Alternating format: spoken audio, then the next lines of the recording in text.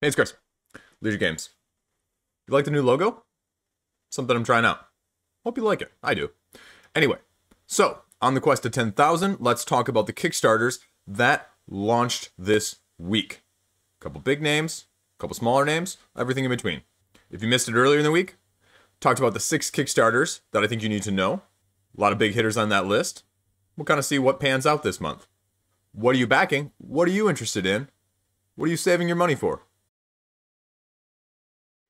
So first up, this one, I have no clue what this is, but it caught my eye and it's already funded. Almost 4 times its funding goal. So let's talk about it. Horns Up, the Lacuna Coil official card game. Your party game set in a metal concert. Now it's by Lamasu, which has 15 other Kickstarters that they've run in the past. I think 12 or 13 of them have funded. But I know next to nothing about this, so let's just take a look. Lacuna Coil live events. Metalheads. They want it to be like an actual metal concert. A lot of play testing, cooperation with Lacuna Coil, which is the band, obviously, and they have links down here you can see to everything that they do. Let's take a look real quick. I'm just curious. 109,000 subscribers. Okay, so these guys have a backing at 109,000 subscribers on their YouTube channel. So not just clearly something I have never heard of. But what actually is the game? So they're talking about it. Okay, it's fast to set up. It's easy to learn. We've play tested it with a bunch of people. So what is this game actually? I mean, this is a relatively straightforward game when you look at it. The components are relatively low overhead. And the gameplay is all described here in just this little illustration. Basically, if you take a close look here at this illustration, you can see that you are these crowd members at the back of the audience at the entrance to the concert. And you're trying to make your way up to this black area, the stage up here. And so what you're doing is you're drawing a card, and then you have 2 possible actions. You can either play a card or flip all the paths that do not have tokens on them. And so just depending on how much take that you want, may be one of the actions that you're going to choose over the other. Because when you're playing a card-ish, you can discard a ballad token. If somebody gives you a ballad token or you get one, you have to discard it as your action. You can play a ticket or a wall card to block or attack other people's paths, or you can just play one of these paths cards that gets you to the front the quickest. And that's where this other action comes in, is you can flip over those other paths so people can't use them. That's it. First one to the front wins. Expansion, 18 plus expansion, so less family friendly, they talk about it. I'm not going to talk about it any further there. And you get a chance to be in the game as well if you want. So there's that as well. Let's take a look at the price point. So $29. Meh. Free stretch goals if they hit stretch goals. What are the stretch goals? New art, new expansion, t-shirt. Now, is that going to be free? Everyone's going to get a free t-shirt if they hit 30,000 euros? That's kind of cool. I mean, I don't like the t-shirt, but that's kind of a cool idea. I've never seen a t-shirt being given away as a stretch goal. I've seen them added on as a stretch goal as something you conditionally pay. So if that's the case, that's cool. And then miniatures, extra big stage, extra expansion, and a couple videos down here at the bottom. I think it's relatively straightforward. They're using backer kit. And a couple bundles gets you the expansion, and there was an early bird. So there you go. That is something completely different I wasn't planning on covering, but Horns Up, Lacuna Coil. If you're a Lacuna Coil fan, check it out. Might as well continue with the theme of stuff that I have never heard of for 200, Alex. Dual Pack, Saladin, and Border States. So these are 2 two-player tactical asymmetric card games that are taking 2 conflicts that allow you to choose one side or the other and play against another person. Obviously, you can see who's being represented here. Saladin, the famous battle of Hattin and Arsuf, and it's a war game. It's a 2-player tactical card game war game. And so here you can see a little bit of what it looks like. It's not exactly like the other historical war games that I have talked about that are card-driven, like last week with All or Nothing's style. This is more tactical with a map. And there appear to be dice as another element. The other game is Border States. In case you can't guess, there's going to be more of a direct conflict. Now, the map is not as big, but that's where the name of the game comes in. Representing Jefferson Davis versus Abraham Lincoln, the North versus the South, the abolitionists versus the slavers, where you are trying to control the majority of these said 5 states that were along the line between these two sides. 5 turns, win by victory points, or win by the most states controlled at sudden death. I'm not going to go into much more detail. The rule book is right here, right above it, and there's a how to play. But the rule book is like 20 pages, and although the font is big, a little bit too much for me at this point.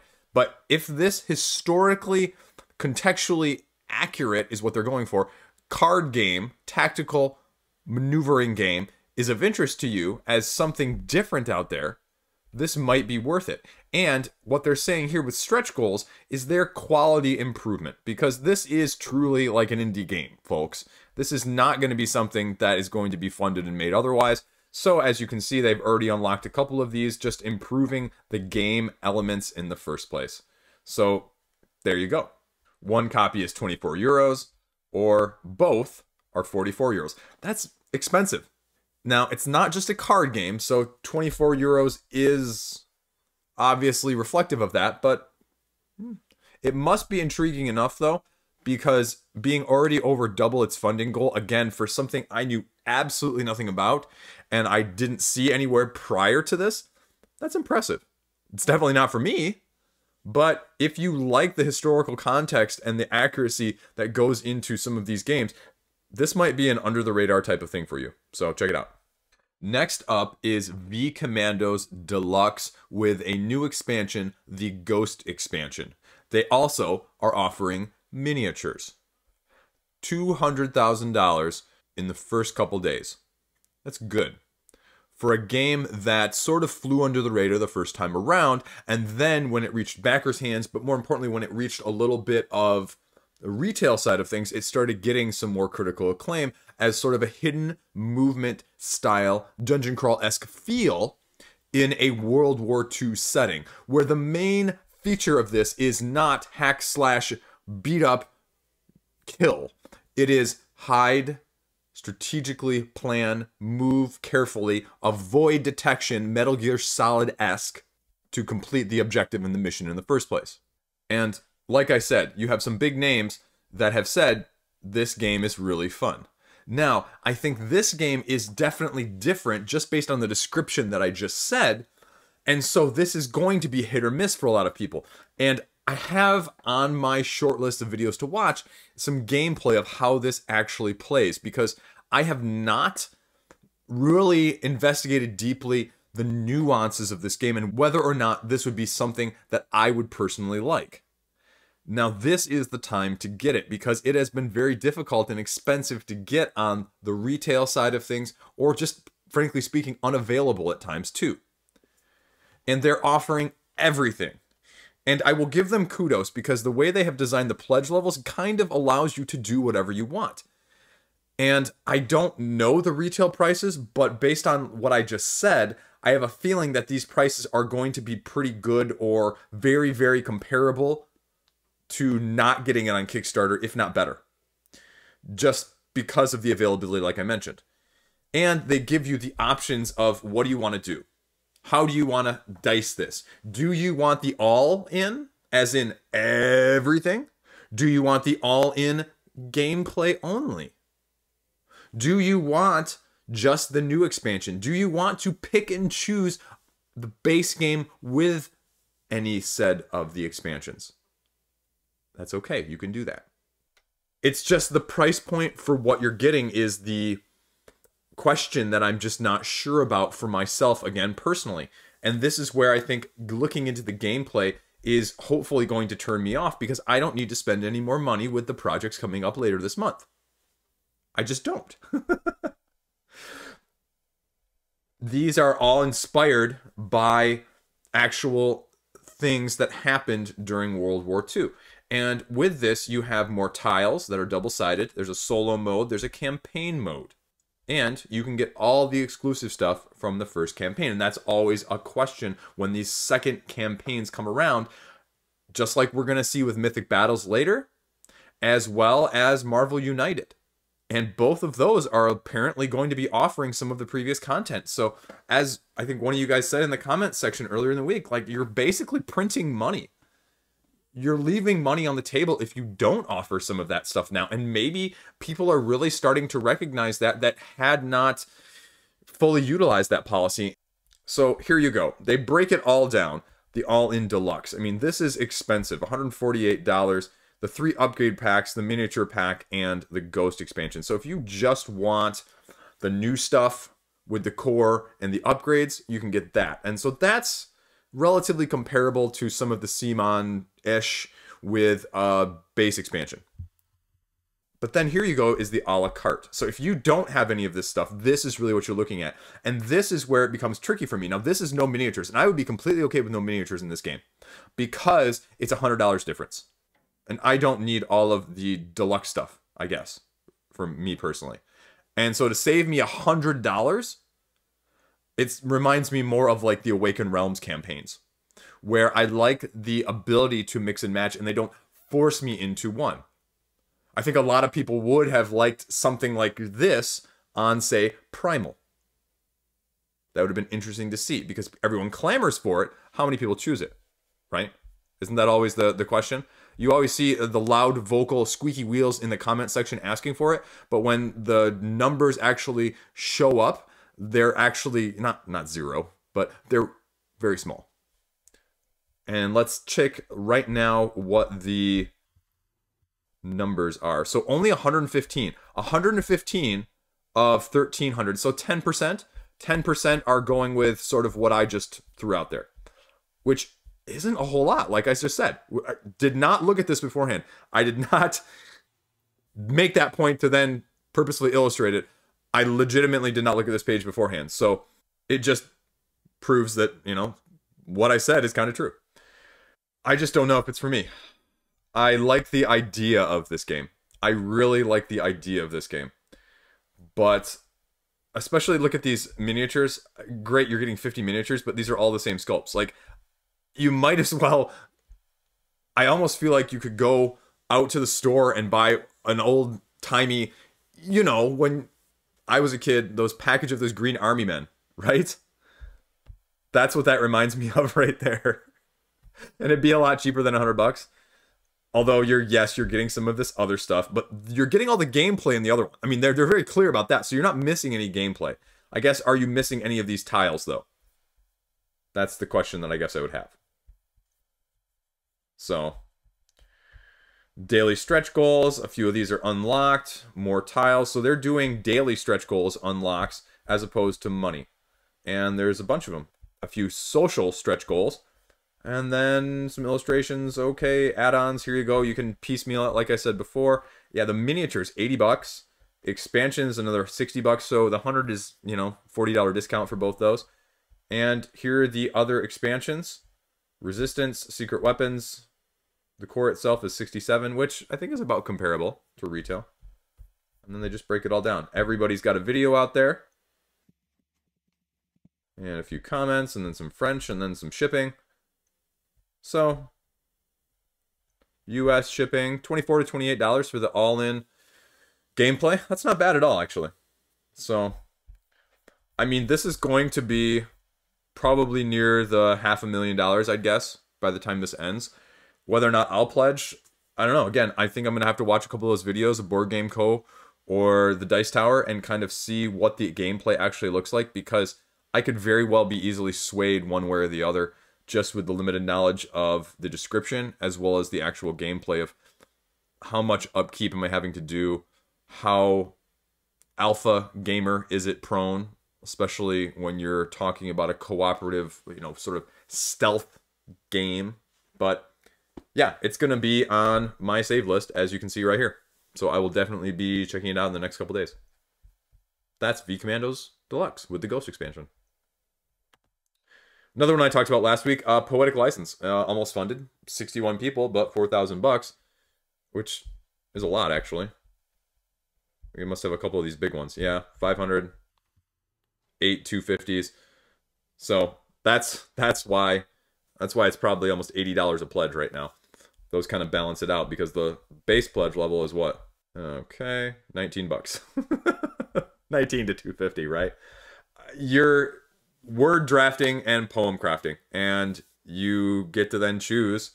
You assign snaps to the one that you like the best. There you go. Play a word, play your speech, use your license to modify your poem. Whoever has the best one. Ooh, look, 575. Haiku, anybody? Yeah, right. And there you go. I'm not going to read the rules. That's a good overview of things. This is going to be something that you either like word games and you want to get this, or you want to look into it, or you just don't. I found out probably near the beginning of my Kickstarter run, I backed a couple, I think just, actually just one word game, and I ended up getting it, and I ended up playing it, and I thought it would be a nice game to help my kids learn how to spell. They were still too young at that point, but I realized that I wasn't having fun playing it. And I ended up, I think, selling it or trading it away on the little bit cheap. I think I lost some money, but so it's definitely not for me, but clearly there's an audience and it's going to fund. So check it out if you are a 575 pentameter type of person. Next up is John Company, the second edition by Whirligig Games. I mentioned this last week. It's an economic balancing act with the British government and the British East India Company trying to extend their reach, trying to make ends meet for your family and your political situation as well as your standing back at home. This, like it says, is obviously the second edition of this game. And this is a very, if you know anything about Whirligig Games, they try to stay true to the political and the historical context of things. And I think one of the big things in this was industrialism and globalization, as well as the expansion of the British Empire for good and for bad. It's already at almost $300,000, which is impressive for a very niche game. And I've read a few comments on the pros and the cons of this game. And I'd say the best way to sum it up, in my opinion, is this is a very good dust collector, potentially. Unless you have a group that is very inclined for this type of economic heavy style game. It is the first game, a 4 on the Board Game Geek scale out of 5, which is heavier than I've probably played of anything in my life. So I am clearly not the target audience. I am also clearly not the person to be able to say, this is why you should back it or this is why you shouldn't. This is a game that you need to look at and say very carefully, can I get it played? Now, obviously, as someone else said, it's going to age like wine. If you like it, you're going to like it today. You're going to like it tomorrow. You may like it better 5 years from now. But the question is, if you're not going to like it until 5 years from now, would your money be better tied up elsewhere? Even though it's saying $80 and the MSRP is going to be $100, and Whirligig and Leader seem to be two of those that you're getting a discount on Kickstarter, and that is sort of their MO because they don't do exclusives. The other thing that's interesting on this is they are offering the reprint of PAX Premier 2nd Edition, the third printing of it, and that you can get it separately at an earlier shipping date. As you can see, John Company March 2022, and PAX Premier October 2021 as well. It comes with the featured components, obviously the illustrations, the upgrades, the 6-panel board. I have no idea. I have no idea. Here is all the additional stuff that you can get. You can get your sleeves, your metal coins, and enough for both games. The purpose of this game, they say, is you are thrusting players into the matriarchs and patriarchs of British families in the 18th and 19th centuries, trying to see how empires are built and how they can go so well but also so wrong at the same time. It's an economic sandbox, is the way that it is self-described. Here you can see a little bit of the differences between the first and second edition, and a few quotes from people that really seem to like these games that are a lot heavier. I don't think if you like this type of game, it's going to be I don't think it's going to be a bad game. I don't think anyone has that concern, especially considering it's more of an upgraded edition of the second edition sense than it is a new game altogether. But like I mentioned, is it for you? Can you actually play it? Are you going to have a group that likes playing it? And I don't even have to think about this. It was an easy pass and an easy no interest. PAX Premier 2nd Edition is going to be hard enough for me to get to the table, and that is completely different in the sense of how it plays than this. So it's definitely going to be a niche within a niche within a niche. But there are a lot of people out there that really like this type of game, as evidenced by our hobby. There are a lot of people that like super heavy games. And so that is the crowd that you are really going for in that sense. So if that's you and you ended up on my channel, well, great. Thanks for checking me out. But then you might actually want to check out this too. So there you go. John Company, 2nd Edition. Next up is Vigilante, 3 to 5 player, superhero crime fighting, villain stopping, social deduction-esque game with multiple different modes and objectives. It is over 50% of its funding goal, which is good, which is really good actually, because it probably means that it will fund if it continues on this trend. And what you're doing is you are building your own team of heroes. And now this is where the tricky social deduction aspect kind of comes in, is your allegiance, your alignment, if you will, is not known. You can be good, you can be bad, you can be neutral. And which one you are will then also offer you nuances within that alignment of what you're trying to do. Obviously, you can see here, good, beat the bad guys. Evil, prevent the good guys from doing their thing. Neutral, well, kind of tinker with both sides and kind of interfere and play to your strengths. Components, you can see a little bit of everything here. Nothing over the top spectacular. I'm not a big fan of some of these designs, but that's okay. What matters is the gameplay. Card types, like obviously your heroes, your villains, your city cards, your equipment cards, agency cards. So hiring or jailing villains. And then the scenarios that you're taking part in. It's not really like Deception, Murder in Hong Kong, where there's just this one overarching scenario and you just kind of lay stuff out. There are different unique scenarios that are going to make each of these games more nuanced and different of an experience each time. And so it's customizing it a little bit further, even beyond the generic roles. Because when you think about Deception, Murder in Hong Kong, it's one person is the clue giver, and then you have basically most of the time one flavor of good guy, and then the one hidden murderer in there as well.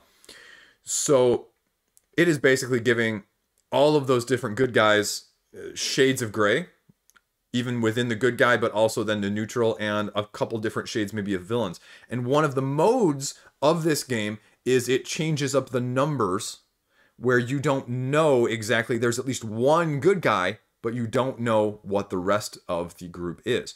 My biggest challenge in a game like this is, one, you have to have the right group. You have to have a socially dynamic, bluffing capable group that is a little bit more higher energy.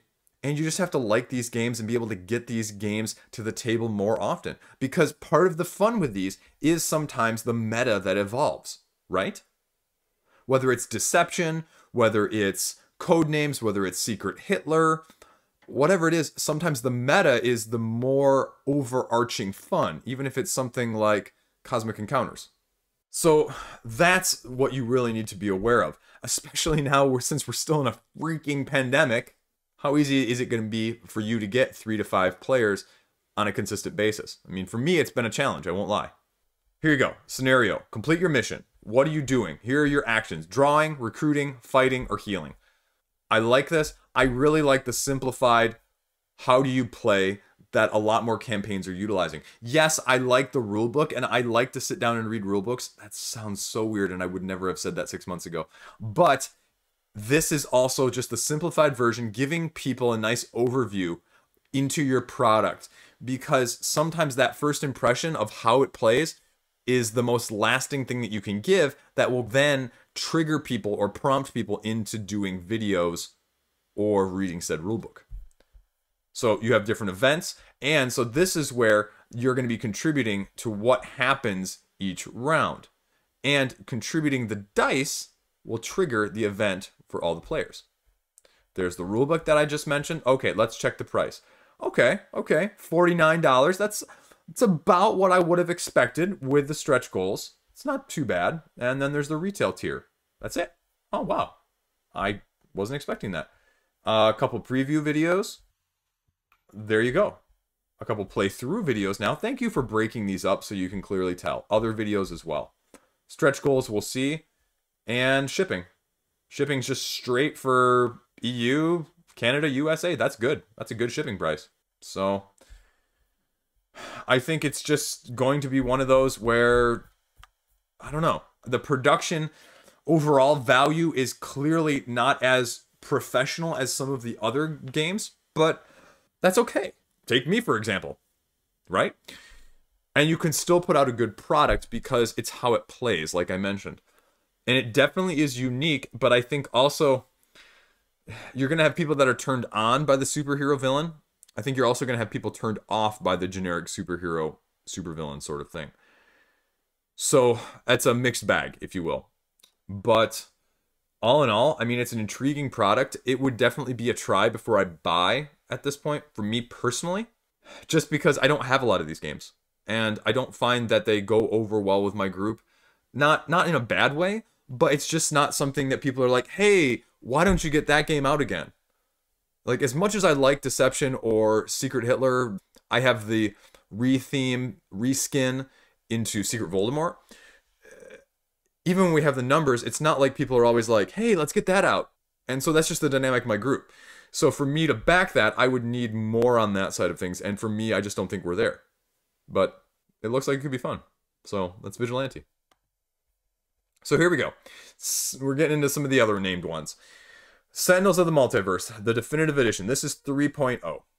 And you can see already it's 3 times its funding goal. I had no clue how this was going to do last week, as you saw me say in the video. And it's clearly doing, I'll be honest, better than I thought. It is. It's just doing better than I would have guessed at this point. Part of it is probably because you're getting people that wanted to get into it and never got into it.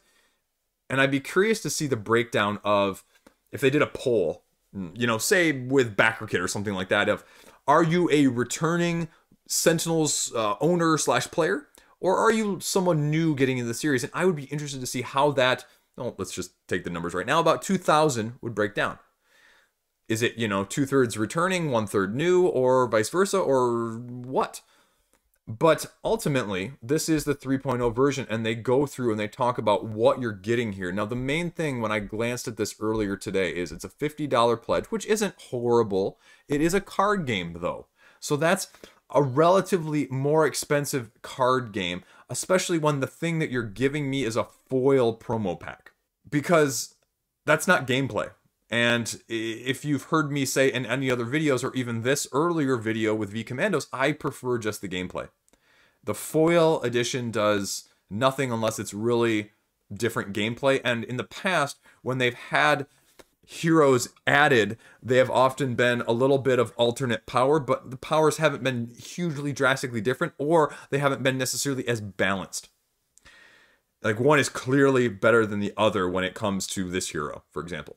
They talk about why I think down here that they did this, and I believe it's, you know, we made this game 10 years ago, have learned a lot in design and art since then, and they wanted to put out a product that reflects that, which, hey, I understand that. Hey, let me show you how well I've improved. I mean, I look at myself. In the 6 months or 7 months I've been doing this, look how well my videos are compared back to then. Actually, don't look back then because it was awful. Don't. I want to delete those off the YouTube channel. Anyway, but they make a fact that, okay, we're not doing stretch goals. We're making the best version we can, and Greater Than Games has been pretty decent about doing that. Now, that's also contrary to the other editions that they put out on Kickstarter where they did do stretch goals, so that's a little bit of an interesting switch. Here you go. Foil card pack, $75 for sleeves. That is a lot of sleeves. I don't know if that's a good deal or not. I don't pay attention to sleeve prices. I don't sleeve personally, so it's not a big deal. So what are you doing? If you're not familiar with Sentinels, the base game, each person has their own pre-constructed, now that's the key, pre-constructed hero deck that they're using that has powers and abilities in it that is going to follow a turn sequence where boss, heroes, 3 to 5 heroes fighting one enemy in an environment. And just like with many of these other hero-esque card-driven games, there is a randomization element of the environment, sometimes of some of the scenario elements, as well as the villain in combination. And then people are just choosing the heroes that they want. And there were a lot of heroes in the second edition. So they talk about it, someone mentions it down below. There's like 100 character decks or something, enhanced edition, which is what the second edition was called. Now, like I mentioned, here you go, here's the setup, you can kind of see all the tokens that you're using, and that was part of the critique that a lot of people talked about with the second edition was, especially when it compared to the digital version, people preferred the digital version because you didn't have to track all these +1s and -1s, which would just pop up all the time. And it became very accountant-like in terms of, okay, well, when do I take this one off? And the whole theme of this one is that we were trying to streamline it to make it more true. Now, my problem is, after playing this a couple times, I just didn't like what it was offering in the first place. And so, they're going to streamline it, but if I didn't like the previous version as much, I mean, no, I had nothing against it, but it just was not my favorite game. There are other card-driven type of battling games like this that I prefer. Is this going to change people's opinions? Is it drastically that different? Now, I'll give them a lot of kudos. I like the art a lot better. I like the design a lot better. I think I agree with them. They have done a ton better job just with what's presented here. Without a doubt. And they said that, hey, we've got heavy playtesting going on. And they talk about it. If you thought the first game was too clunky, you're going to like this one. If you like the first one, you're going to like this one. For me, though, when I see these quotes, I mean, these are people who already love the game a lot, right? And what about people who just didn't like the game? I mean, they talk about how these characters feel more thematic, which is great. But I think part of the problem was sometimes that pre-constructed deck you're just drawing.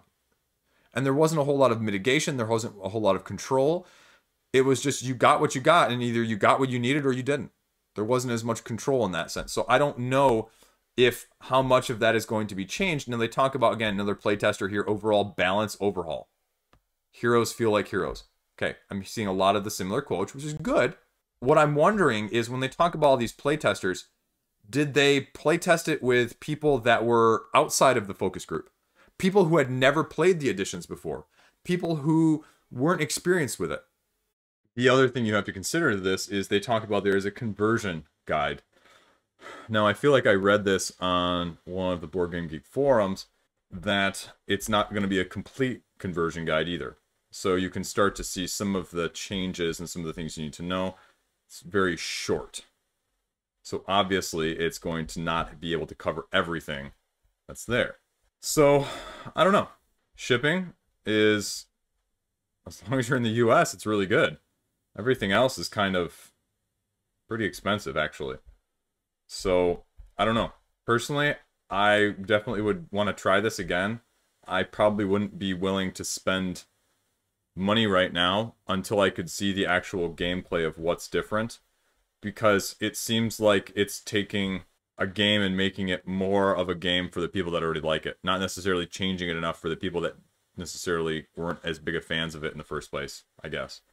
And I think that's fine, but I just don't see a reason to get it at this point either then. As for what is to come, they said, I believe, on either press release or on Board Game Geek that they're going to be putting out one of these big box expansions content, trying to come out each year on Gen Con-ish.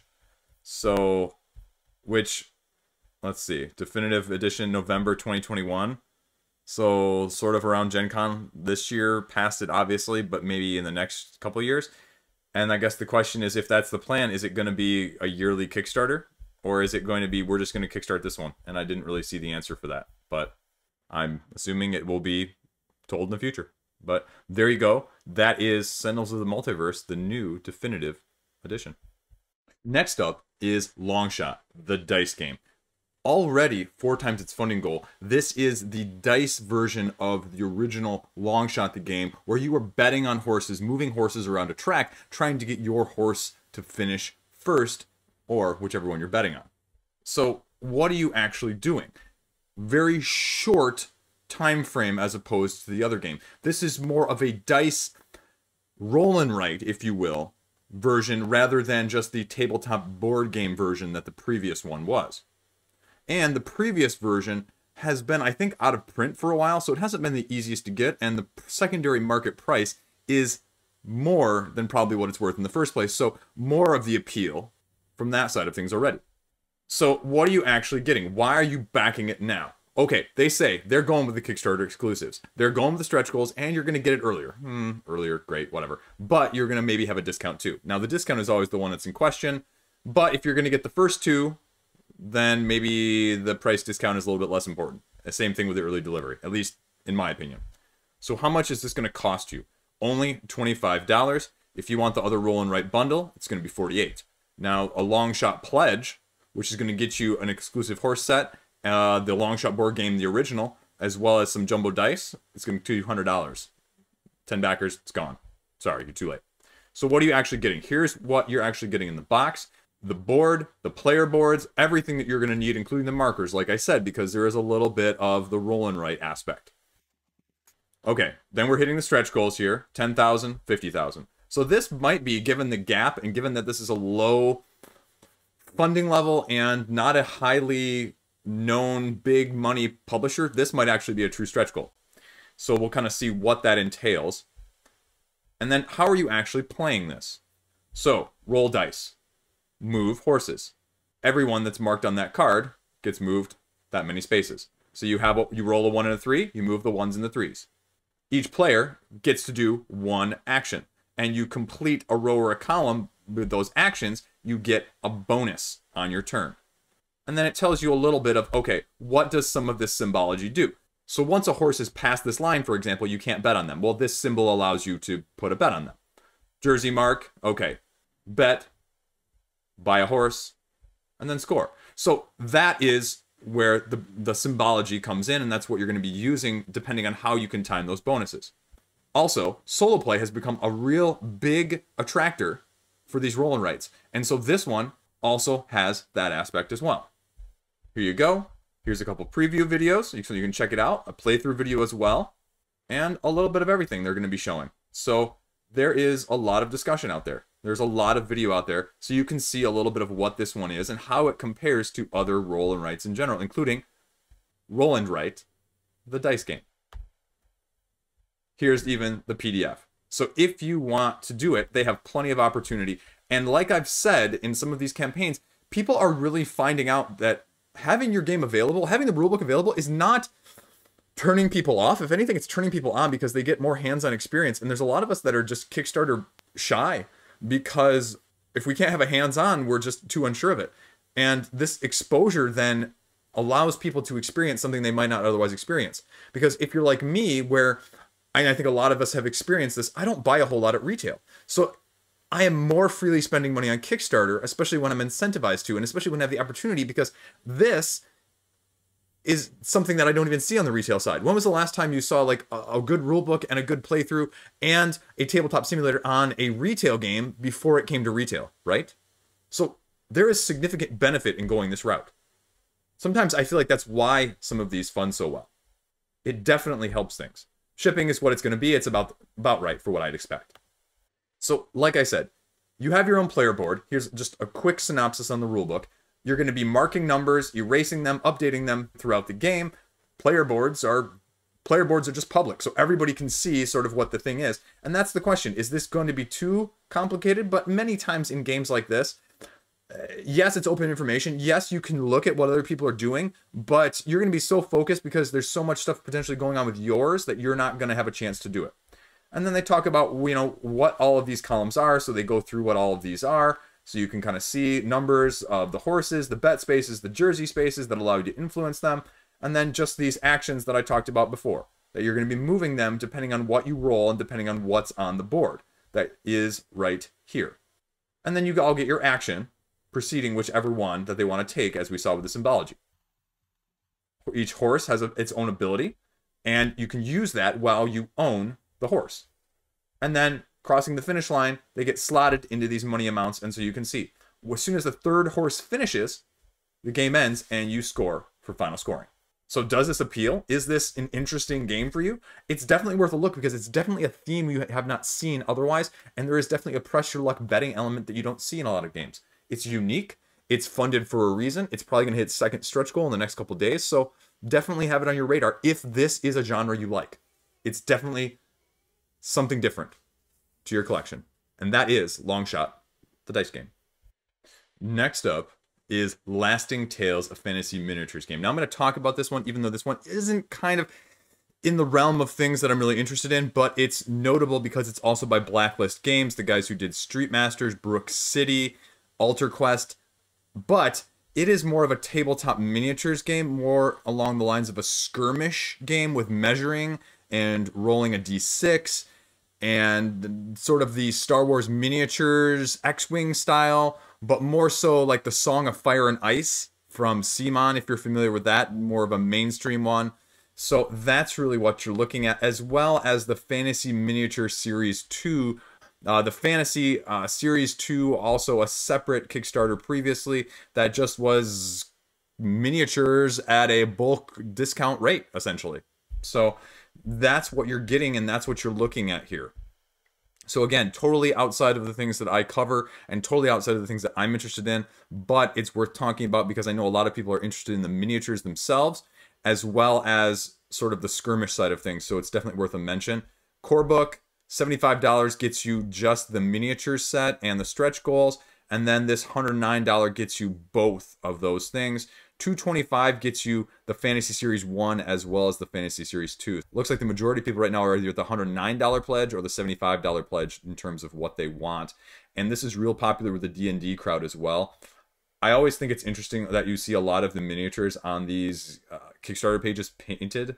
Because, I mean, yes, but it's a little bit like, oh, that's how cool it looks. And then you get yours in front of you and it never looks quite as good. At least, anyway, for me, I'm not speaking from personal experience, but I'm just saying, you know. So here's everything of what you're getting. Again, fantasy series. So everything you'd expect with fantasy. The good guys, the bad guys, and everything in between. Definitely heavy D&D here because you can see multiple copies, 5 copies, it looks like, of a lot of these same sculpts where you're going to be using them as minions and bad guys. So there you go, hitting a bunch of stretch goals just like they did last time. That Hydra looks kind of cool. 5 bears, and some of these, like I said, some of these are sets of 5. So 1, 1, 5, 1, 1, 1, 1, 1, 5. Panther looks kind of cool. I like to see the render of that. But, I mean, that's what this is, right? And they've unlocked a whole ton of them. They're not spacing them a whole ton out. They're going to get a value for your pledge. I think that's what the big one was on this last time with this Series 1, was the value was there. Now, are these the best, most detailed models that you're probably going to see out there? Probably not. But for the amount of money that you're going to pay and the value per miniature, cost per miniature, is going to be really good. So, and you can take the game that goes along with it if you want, or just use them to yourself. Whatever your D&D or RPG tabletop experience of choice is. So, there you go. That's about it. That's about all you need to know. Check it out or skip it. Straightforward. Cashing in a few bites of protein bar between games here. Monster Stomping Heroes. I talked about this last week. I gave a brief overview. You are building your hero. You are building your monster. You are trying to protect your city while everyone else is trying to smash your city down. First one to get 6 of their walls around their city wins. This is definitely an indie card game. The production, as you can see on the artwork, is definitely not as high quality. There's no slam as some of the others, and we've seen that across the board, but I think they're going for that too, because, I mean, look at, it's just sort of supposed to be fun. It's supposed to be a little parody, I think, especially of a little bit of mutants there on that one with Cyclops and the Human Torch. So it is what it is. And there's something about just embracing what you do, and there's nothing wrong with that. Everybody's got their own style, and I like chibi, I like manga style, anime style. A lot of people don't. There have been plenty of people that will like this that maybe I won't like as much. So that's okay. To each their own. Because again, if the gameplay's okay and the art looks like that, I'm completely fine with that. Are you kidding? Art is very subjective and it's very secondary when it comes to some of these games. 138 cards with expansions. It's lighthearted, like I said. This is not a deep AP tactical super heavy game. You get what you get. You deal 5 cards. You draw a card, you start playing cards. Either you put city defense cards, you put hero power cards, or you put aliens. Or you put monster cards out there, and then you can attack. You can attack their guys. You roll. You compare the totals. If he wins, he gets a city defense card. If he loses, you take a penalty. There's going to be cards that you can use to mitigate those attacks or those defenses. And the winner, like I said, is the first one that gets 6 around. Boom. So that's straightforward. 25 bucks. 39 with the expansion. It's a little bit expensive for that. It's not terrible. Especially, ooh. Let's see, the expansion cards. Hero deck, new monster, moving card, and 8 additional monster and hero cards. So how many cards are actually in the expansion? That's what I'd be curious to see. That's one expansion, okay. Stretch goals, and these are probably true stretch goals, again, given the size of this campaign in the first place. So, yeah. There you go. That's it. That's all you need to know. It's great in the simplicity. For what it's going for, I don't mind the artwork, actually. Endpoint. It's probably going to get 2 or 3 times this amount by the end of it. So, all in all, I'd call that a success. And, yeah, check it out. Something light, something different. Monster Stomping Heroes. There you go. Next up is Boogeyman, the board game. Again, I had seen Facebook ads for this. I didn't know when it was launching. There wasn't a whole lot of information. Already over 3 times its funding goal. What exactly is this? I have no idea. Solo, cooperative, competitive, survival horror game for 1 to 7 players. So, you've heard me say this elsewhere. Whenever I see all 3 of those things in a game, it makes me a little bit nervous about how well can you do all 3 of those games. Now, the solo, again, you can sometimes multi-hand. So is it a true solo or is it just multi-handing it? That's a whole different thing. Reach 1,000 backers in the first 72 hours. So they're not at 72 hours, but they're 70% of the way there. You're getting a free cat miniature. So that's Friday night. So that's the night of this launching. So if you see it at 1,000 by the time this is being viewed, it's already there. 500 backers, it's definitely got that. So you're getting the glow in the dark stuff. And so what are you actually getting?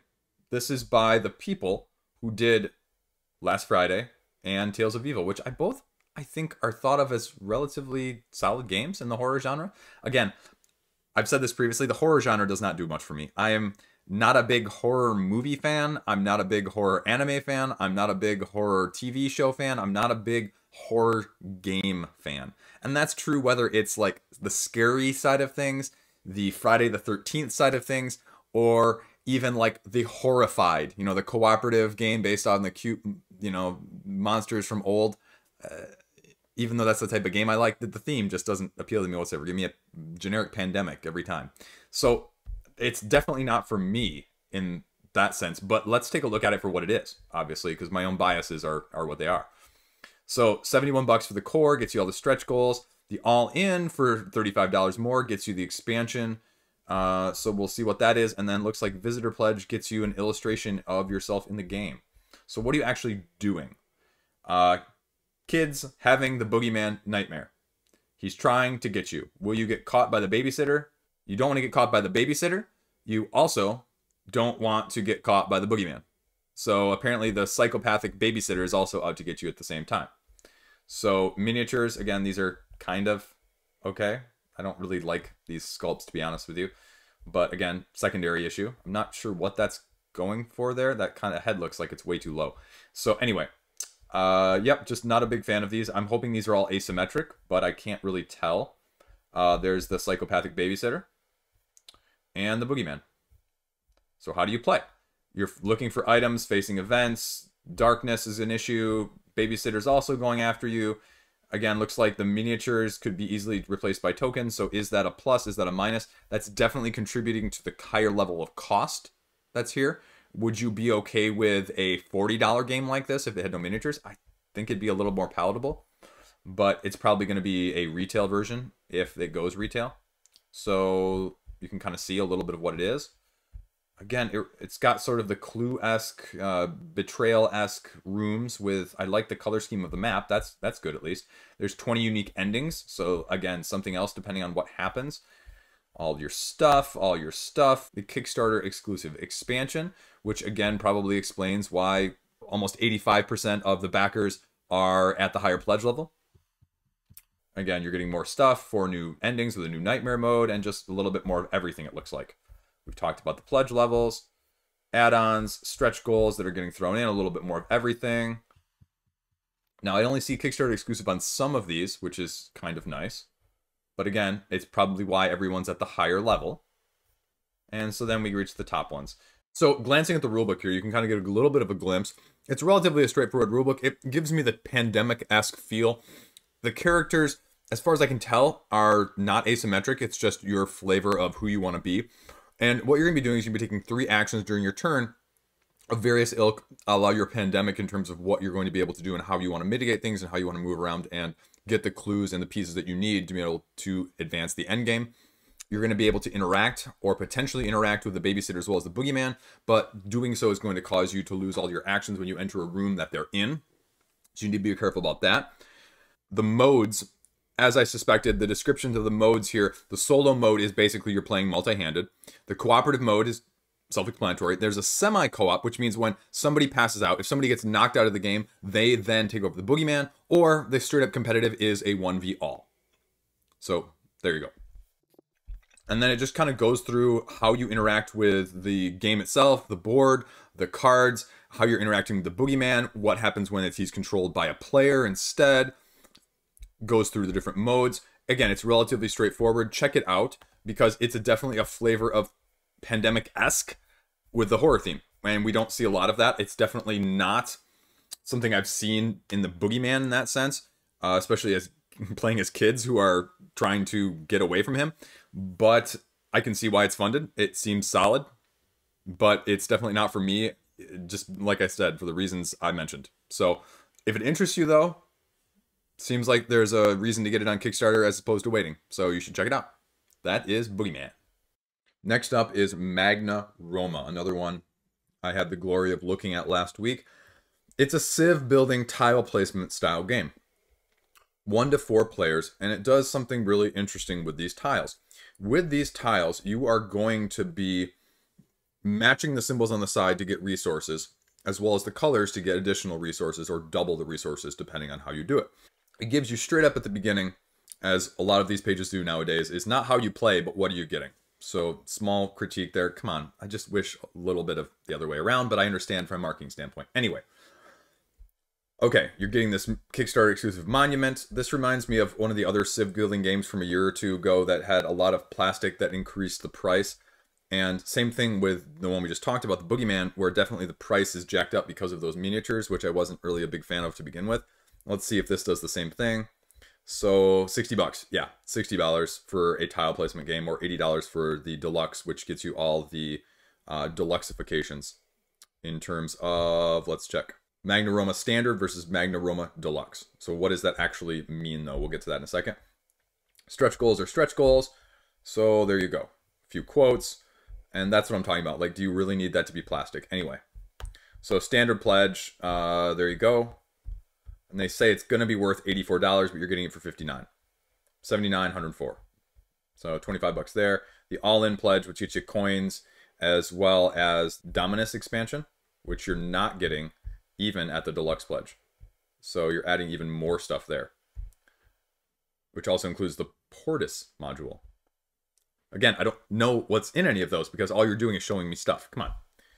So how are you actually playing? Okay, like I said, you're putting these tiles down, you're matching the symbols. I like that graphic. That's a really cool graphic. By how you're getting them determines what resources you're getting, how many endgame points you're getting. You can see here that when these match, you get something. When they don't match, you also get something else. Color bonus gets you double, like I mentioned. And then after solving those, you get 3 additional actions in which you can choose from. Construct a monument on the corners, conquering provinces, or letting the gods bless your city. And so you're going to be reserving a tile. This is the other thing I kind of like in terms of sometimes what you've seen with the rule for Carcassonne is you pick your tile at the end, right? Instead of at the beginning. And they're doing that here is where you're reserving the tile that you want at the end of your turn, which is also probably going to help speed up gameplay. So that's nice. I like that. And then final scoring, as soon as you get a 5x5 grid.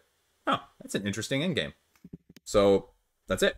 So what's actually in it though? Like, what is the deluxeification? Because I think this screams to me right now, wait for retail. Because like I mentioned before, in these civ building games especially, the miniatures don't do anything for me. So, yep, there you go. The majority of what you're getting is 12 deluxe miniatures there. Stretch goals, let's see what the stretch goals. Dominus expansion, let's see what that's got. Area control aspect. Okay. Not a big fan of the area control, but I know people are.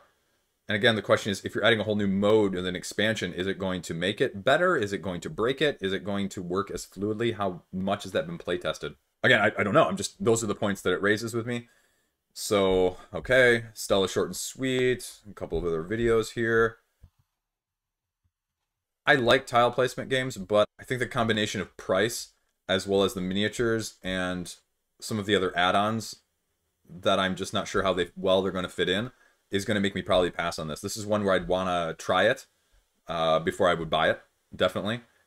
It's definitely something I would be willing to play, but I don't know if I would be willing to spend money on it from the reluctance I have, because I'm also just not a big Civ guy. The Civ side of things is just, it doesn't do it for me fully. So that would be my other hesitation. But I think it looks solid. Again, I don't think, is it a good game, especially the base game? I don't think there's a whole lot of question. I think you get enough impressions and you can read the rule book and check it out that the gameplay, again, is not in question here. So that's nice. As you saw, there's enough video and there's enough rule book to make you feel confident in what you see is what you get. And they've already funded. So again, no surprise why. But those are my thoughts on it. But this is certainly one to check out because it's probably one of the more interesting ones to me personally, even though I'm not going to get it this week. So there you go, Magna Roma. Next up is Zombies 20th Anniversary Edition, plus the Museum of Weird. Now again, I never heard of this. 20th edition, so that's cool. 2.5 times its funding goal already.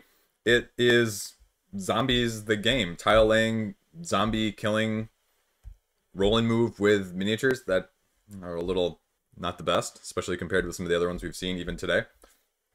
And it's just that sort of thing. They tell you exactly how to play it. Draw a tile, put it down. You get 1 zombie per road access point. Name buildings, get a little bit of everything as noted on the tile. You can move via rolling and roll for combat with the die, or play a dice card if you're not using it. Move the zombies, play the event cards, and if you're the first to get to the center of the helipad, you win. That's it. So, again, there must be an audience for this. There must be some love of this. It definitely looks like one of those cult games that people have a following of for years and enjoy. So, I mean, that's all it is, folks. Check it out. Let's see what the price point is.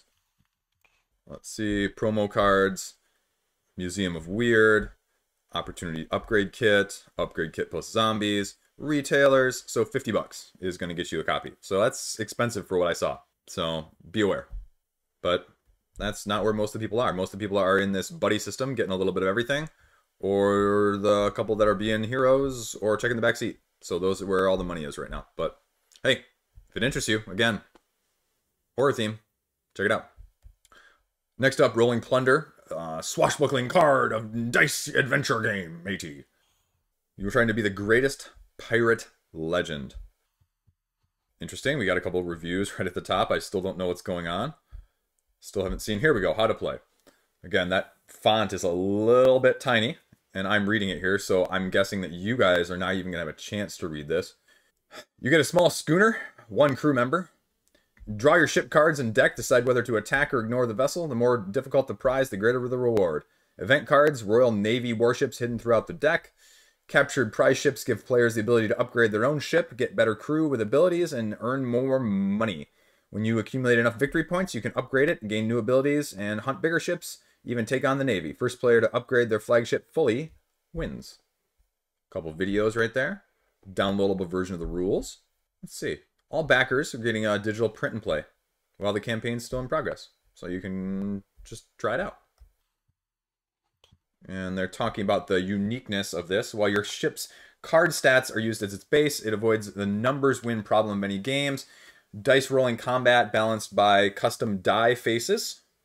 The stats and the interactions of the cards.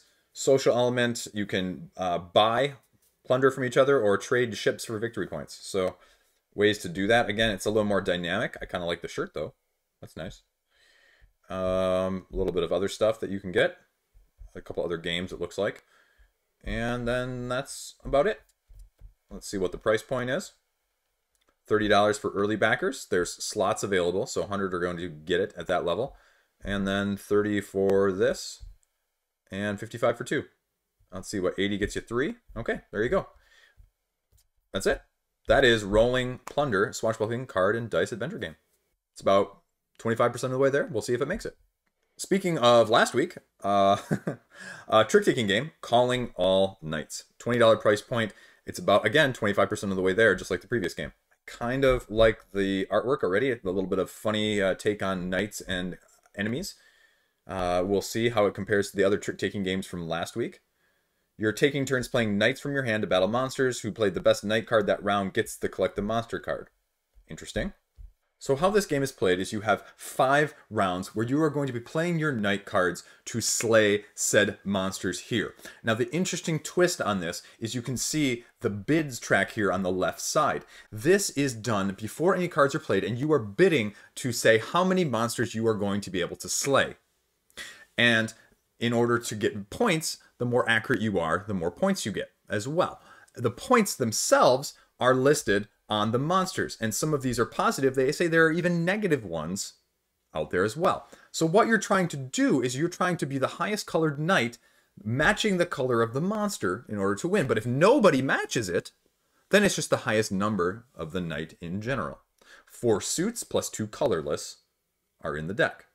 So, like I mentioned, if you bid correctly, you get double the amount of points of the monsters that are out that round. So in this round, there are 4 monsters. If you bid correctly, you would get 8 points, which is significant because the total monster points out there for all 4 cards, even if you won all 4 of them, is only 10 points. So bidding accurately is very important, which is a little bit different because you don't always see the bidding mechanism with the trick-taking games. That's about it. That's really straightforward. I'm not sure it's fully like a full trick-taking game because it's more like a card-laying order optimization. I don't know if it's the splitting hairs, I know. But I don't mind the art. For $20, it's a little more than I would expect. But I'd be interested to see. I don't think I saw any stretch goals. It's just, that's just what you're getting. So 54 cards of the knights, 30 of the monsters, and the little accoutrements. So, interesting little game. Is it as good as some of the others? I don't know. But I just kind of like these in general. But being what it is, maybe that's why it's having a little bit of trouble right now. But we'll see, and hopefully it funds in the end so we can see what a final product looks like. There you go. Calling All Knights. Next up, this is probably my most interesting one of the week. And I spent some time looking at this one, Rise of the Gnomes. The sequel to Dragon Brew. And I just like the idea and the concept of this. I watched a little bit of the John Gets Games playthrough.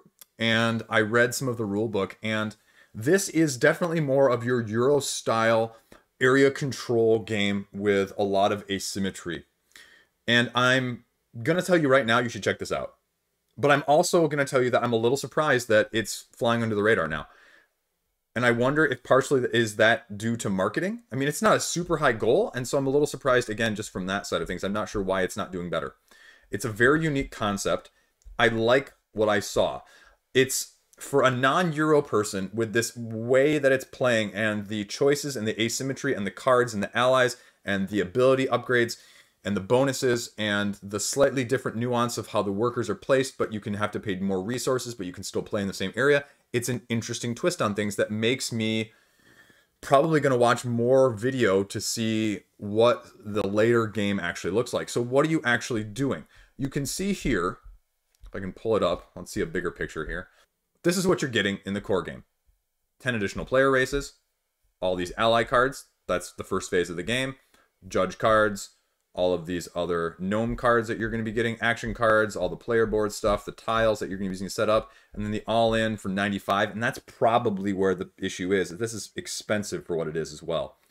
And that probably, it's about probably 10 or 15 bucks more than I would expect this to be, and so I wonder if that's playing an influence.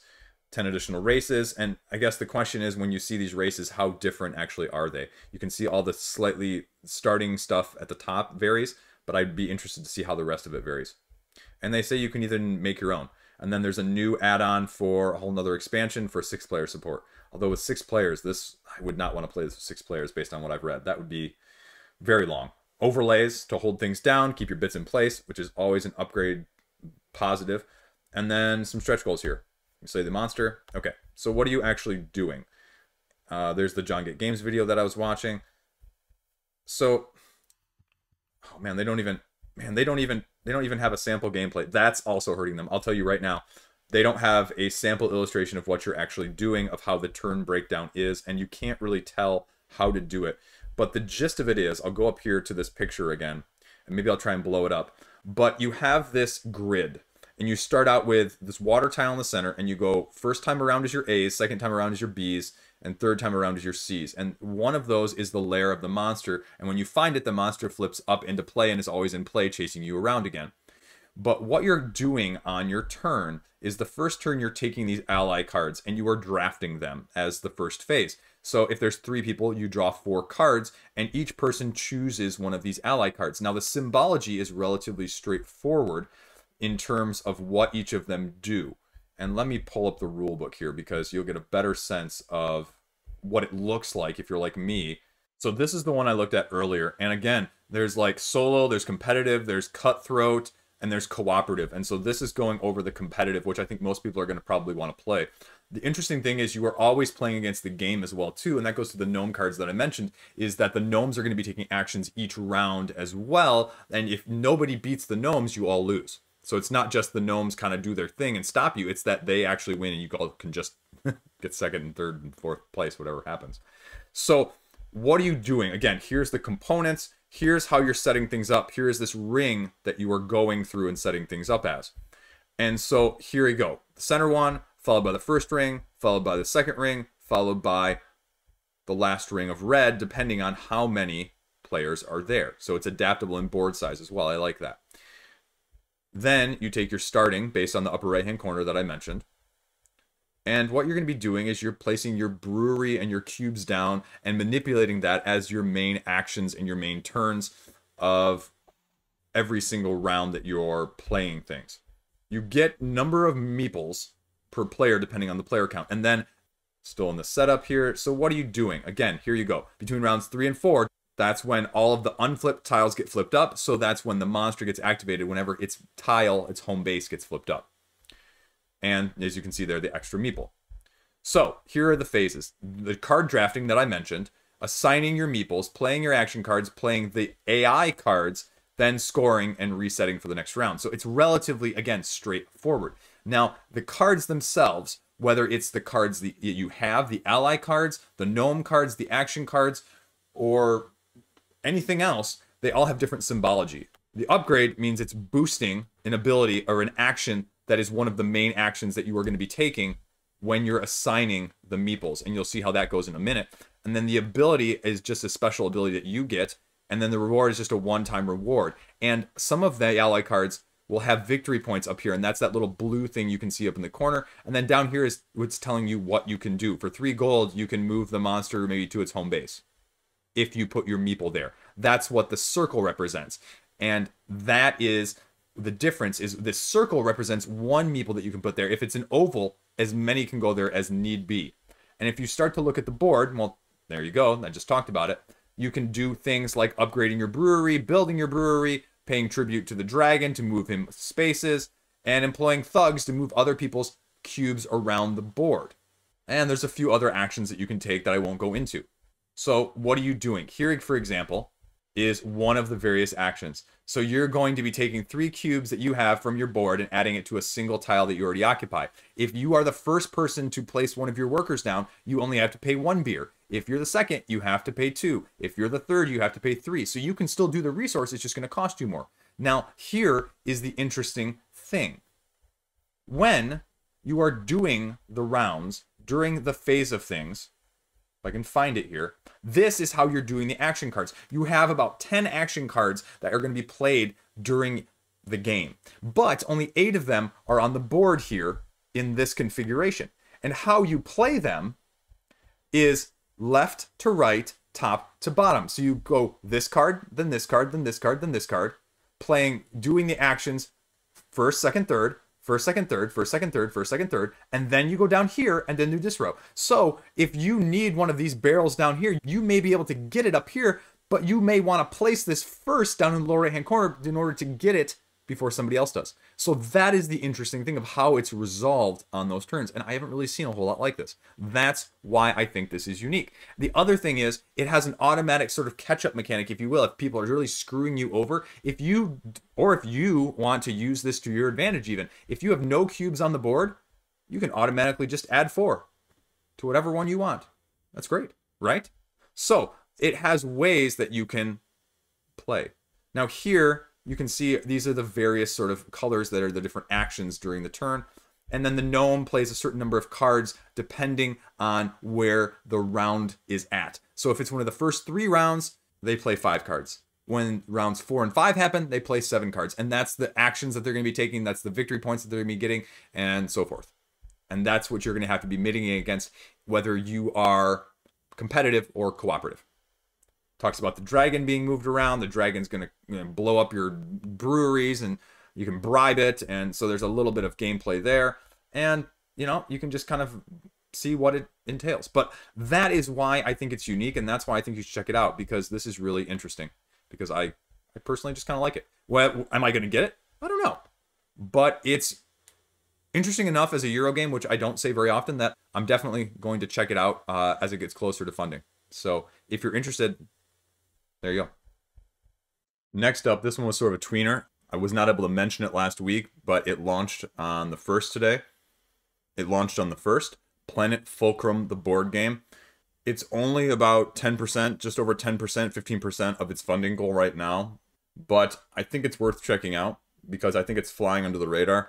I just was reminded on Twitter earlier tonight about, you know, why we got into this in the first place and, you know, what we should really be looking for. And this one sort of strikes true, sort of like Rise of the Gnomes, as sort of an indie game that, even though it's not as shiny and as pretty as some of the others, it still is doing things that are worth looking at. And so that's why I also like looking at some of these smaller projects. And so this is Planet Fulcrum. And this is a 1 to 4 player sort of area control, character creation, map, special abilities type of game. And you can see a little bit of what the map looks like here. And so this has a tech tree that you're going to be using, trying to upgrade your abilities in order to make them better, but also that is going to have a direct influence on what is going on in the game. And what I mean by that is this game is not one where you are choosing a faction, right? We're familiar with these area control games like I choose this color, you choose that color, or there's asymmetry and I have these powers and you have those powers and you have to utilize them to the best of your ability. Well, this one does something unique, and that is this action tracking for faction alignment, meaning you are each along one of these rows here. And as you make actions, it's going to slide you one way or the other towards the action that you just took. And then that is going to customize your abilities further. But then it's also going to determine which faction you are essentially at that point and which one you're going for. So you may make moves that shift you out of where you want to be, or you may shift into where you want to be based on having moves that either are optimal or even potentially suboptimal in order to stay ahead. And so I think that's a really interesting mechanism. I have not really seen that in area control. If you have elsewhere, I'd love to hear about these games, but for me, it's a unique mechanic that I have not seen personally before.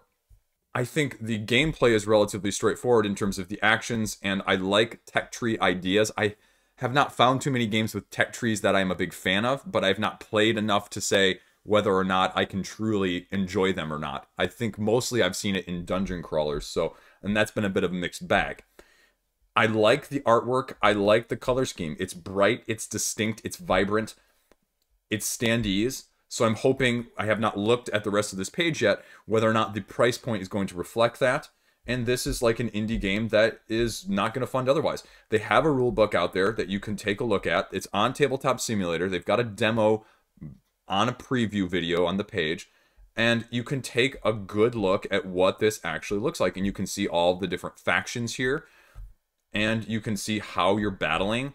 And, you know, there's going to be cards that allow you to modify these abilities when you battle. Tells you what happens with both players as well as the winner and the loser.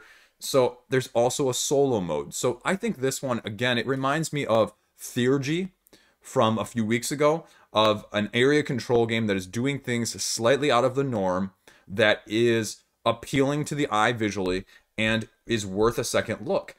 And this is the sort of stuff that, you know, we always get focused on the hotness, but I think this is the sort of thing that we just need to be aware of as well. And there's enough videos out there that you can take a look. Okay, let's see. $35 gets you game plus all the stretch goals. bespoke, $48 gets you your own character illustration in there. So 35 plus the stretch goal, that's a good deal.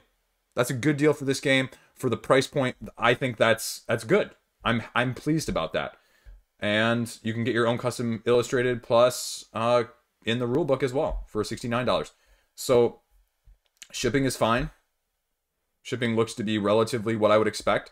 So if this game funds and it hits a couple stretch goals and it gets a little bit of extra stuff in there, maybe they'll get a little bit of more business if they switch to the daily unlocks, if they can afford it. And I say that just as, you know, to get eyes on there. This is a campaign where I would almost argue could, and I don't say this very often, could be benefited by like an early bird, you know, a $2 or $3 reduction early bird. I don't know the marketing, I don't know the dollars and cents if that's too much of a cut, but something to get eyes on this sooner. I saw a couple small Facebook ads, but I didn't really see it mentioned elsewhere. So I would be intrigued to see, but this is one where I feel like this is the gluttony of Kickstarter sort of pushing a game like this out, where there's just so much competition, there's so much upcoming, there's so much currently running, that as you see, when you sort by popularity, or if you even sort by newest, there is just so much. Like, I am actually having trouble finding and picking stuff out because there's just so much on the tabletop side of things. RPG games that have, like, you know, 22 euros funded or 270, you know, dollars, and whatever it may be. And it's so hard to pick out sometimes. And if I'm having trouble picking it out, and this is what I'm doing for you guys, I can imagine where other people are just not getting the exposure to something like this, especially area control people who are looking for something new or different. I'd say this one, again, just like Rise of the Gnomes, these are the two that I think are flying under the radar that more people need to check out, and that's why I'm happy to give them a little bit of spotlight on this video.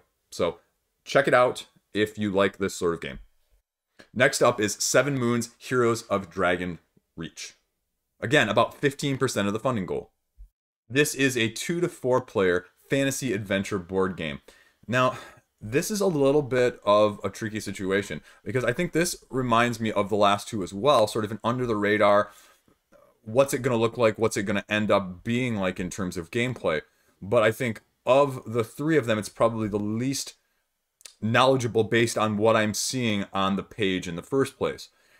They give a little bit of a rule book here, but it's a preview of the rules. So you're getting basically like 2 or 3 pages of rules, 4 pages actually. And I'm not sure it has everything in it or not. It talks about this map right here. This is the main map where you are going to be rolling a die to move. And you can move through there via horse or even by a dragon. You're going to be having encounters. You're going to be buying, selling, and carrying resources that you can see right up here in the upper right-hand corner from various other creatures and entities in the world, including elves, dwarves, and giants. There are allies. There's the Dragon Keep. And what you're trying to do is build up your defenses and your resources as this shadow army is making its way to the city trying to destroy you. There are quests. There is the Moonrise track, which is the progress of said shadow army. And then you are going to have to trade with other people as well. And it is a cooperative game. I like the idea of this, but in terms of the actual gameplay, I see a lot of rules. I see the shadow phase, for example, here, but I do not see necessarily the phases of the actual game here, and that's what would concern me the most. There's some overview, but it doesn't say like phase 1 do this, phase 2 do this, phase 3 do this, unless I'm reading this wrong. It just kind of gives you an overview of what all of these actions sort of do, but not how they're linked together. And same thing with the page. I mean, I like the art, I like the scheme. I don't care if it's more of a roll and move, because we saw that with Forest of Radgast, essentially, in a little bit different way, that was very successful. And I don't think you need miniatures, even like they threw in, to be successful at that type of game, because nowadays people are coming up with all sorts of clever ways to take a roll and move and to make it into something else. So I don't think that's a barrier, and I think this has the makings of something good. But again, I did not even know about this prior to looking at this page today, period. And if I, again, don't know about it, and I'm not going to say I'm the end-all be-all, but there's a certain amount of marketing that you have to do, even if it's like I've had a few people just randomly cold call, email me and say, hey, Would you put my game on your list of things? Or, hey, would you be willing to just mention my game on your video? Yeah, you know, hey, I'll do it. You know, this is the type of stuff that I want to see in the community. And I think these quests are really interesting. It's sort of a either or, like, are you going to take more time and get the better reward? Or are you going to try and, you know, do it quickly so that the Shadow Army doesn't get closer to you? I think the artwork is a lot better than I was expecting on a game like this too. And I think there's a cooperative element, again, as a fan of those things. I mean, look at this artwork. This is really nice. But I don't know what I'm doing. Again, there's no video here to tell me how it plays, right? So that's a big challenge. The price point is okay. $49. A flat €10 fee of shipping. Again, that's not bad. I'm a little shocked by September 2021. The deluxe version is $65, which is, you know, if you're going to get the coins and some wooden meeples, again, that's not horrible. This one's probably a little bit more, but this one also has wooden as well too, I guess. So maybe that's why the price point is a little higher. That's okay then. I'd say this is a game that I would definitely want to try before buying, because with co-ops like this, it's hard to tell how smooth, how easy, how difficult, how it's going to ramp up. Is it just a straight roll and move? How much action or how much mitigation is there availability? I just don't know, and I don't get that from the page. That's why it's missing its funding right now, because I'm guessing I'm not the only one that's looking at this and going, well, what am I doing, right? So these two, Planet Fulcrum and Seven Moons, these are games that I look at and I go, you try 2 or 3 times, you get a little bit more marketing, you get a few more interested parties out there to talk about them, to show a little bit more info just even on this page to say, you know, like those animations that I talked about previously about how they illustrate things, like in Magna Roma, for example. That sometimes, that little nuance stuff is sometimes the difference, or just what else you're going up against can make it or break it. And that's why I look at both of these and I say, hey, if this doesn't work, both of you guys, Paul Dello, Gunpowder Studios, keep at it. Because both of these look like, at least on the surface, solid things, but I need a little bit more. Just do. So if you get a little bit more, I think you have a good chance of being successful in the near future. But again, if this is the reason I'm bringing this stuff up, is because you guys are watching these videos and I want to give them exposure so that you guys can know what's out there too, because you can't support it if you don't know about it in the first place, right? Can't do anything about it unless you know about it. So there you go. 7 Moons, Heroes of Dragon Reach. Okay, that's it. Roundup, done, complete, fiend. A few under the radar things. I'd say, you know, those last 3 are just, you know, I like looking at indie games because every once in a while one catches my eye. One of the Japanese imports I got like a couple weeks ago is absolutely probably going to be one of my favorite games of the year. I just got 2 more of them in the mail this week. And so I really want to get those to the table just because they just click with me. And so I like seeing these things that people are putting out there because, you know, as much as that gets preached, sometimes it doesn't always get practiced, that Kickstarter, indie, Kickstarter, small publisher supporting side of things. So that's why I try to highlight some of them if I can. Not like I'm a big influencer or anything, but, you know, any light will help, I guess. So, tomorrow, upcoming for next week, it's coming. It's coming. The storm's coming. And we'll kind of see what else is going to come up. I don't know. I haven't even looked at my list yet to see what else is going to be up there, so I can't tell you what else to expect on that list in terms of what else Ragnarok is going up against. So, you'll find out shortly after I find out. So, as always, thanks for watching. Thanks for clicking. Yeah, I appreciate it. I'm getting some contact with publishers, so people are throwing a few bones my way, and I'm probably going to have to start really gaming a lot harder here because I'm going to have to put out some reviews because I've got a few things maybe coming that you guys may or may not like, but I'm going to give it a shot, so hopefully you will too. Okay. Thanks. Thanks again. Have a great weekend. Hopefully, wherever you are, it's getting warmer, just like it's supposed to be warm this weekend for me. So, have a good time. Stay classy. See you around.